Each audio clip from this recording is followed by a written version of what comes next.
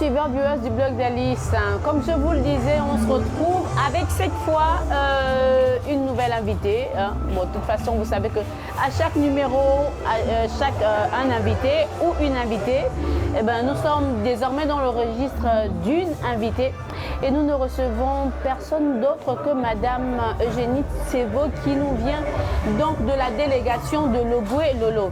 C'est justement la particularité également de ce sifflet 2019, c'est que vous avez des délégations qui viennent de l'Afrique, des délégations qui viennent d'hors du continent, c'est-à-dire d'autres continents, mais vous avez aussi des délégations qui viennent de l'intérieur du pays, notamment l'Ogooué maritime, le Haut-Ogooué, le Moyen-Ogooué, l'Angounié.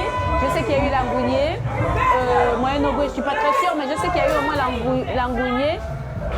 Et puis, bien sûr, il y a eu Logoué Lolo. Et donc, Madame Tsevo représente la délégation de Logoué Lolo. Madame Tsevo, bonsoir. Bonsoir. Bienvenue dans ce numéro du blog d'Alice.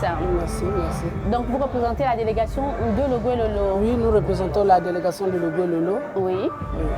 Donc, vous avez représenté, vous êtes venu plusieurs associations pour participer à ce sifflet 2019. Nous sommes au terme, nous sommes à ce dîner de gala.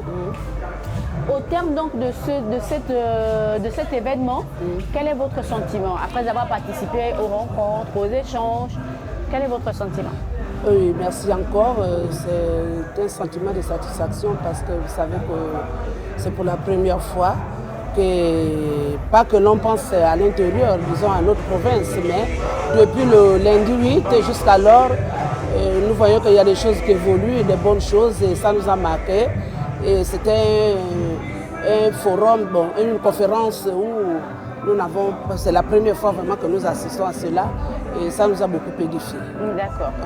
Alors, j'ai une question qui me vient tout de suite, c'est la question de vous poser, de vous demander comment on est une femme leader à l'intérieur du pays. Je sais qu'on est une femme leader partout.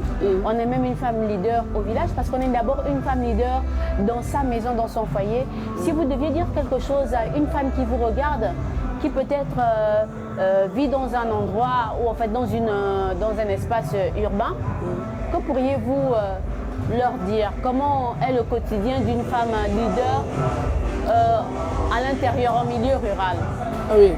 Une femme leader qui, je peux dire même déjà, m'adresser à une femme rurale qui est dans une zone un peu reculée. Voilà. Je voudrais dire que cette femme doit y voir ce que nous pouvons faire. C'est-à-dire être leader, c'est de prendre de toi-même. C'est-à-dire faire un mieux, faire un surplus dans ta vie. Ne pas se laisser faire, ne pas se dire, bon, moi, je suis un peu... ce genre, je suis diminué, ou bien ceci, cela. Parce que ici, le slogan, c'est-à-dire qu'ici, nous sommes une seule femme et nous formons une famille. C'est-à-dire, être leader, c'est de prendre de toi-même, avoir des forces, faire ce que tu peux faire. Parce que, disons, à l'intérieur, nous avons trop de leaders là-bas. C'est-à-dire, qu'est-ce qu'il faut faire là-bas? À l'intérieur, nous avons par exemple la production de manioc. Nous avons par exemple, on peut faire un peu de tout.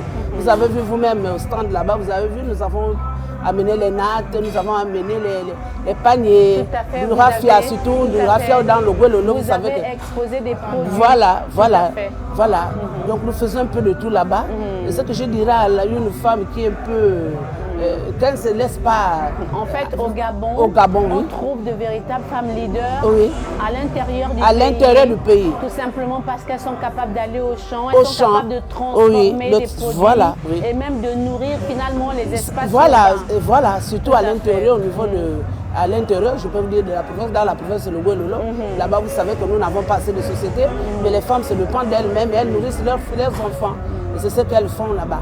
Donc là-bas, je peux vous dire que vous n'allez pas regretter un jour si vous faites un effort de venir là-bas. Là-bas, nous faisons un peu de tout. Donc, une femme leader, c'est celle qui se prend en charge, qui essaie de vivre, qui essaie de pas essayer même, qui vit bien, qui vit même mieux. Je peux le dire. D'accord.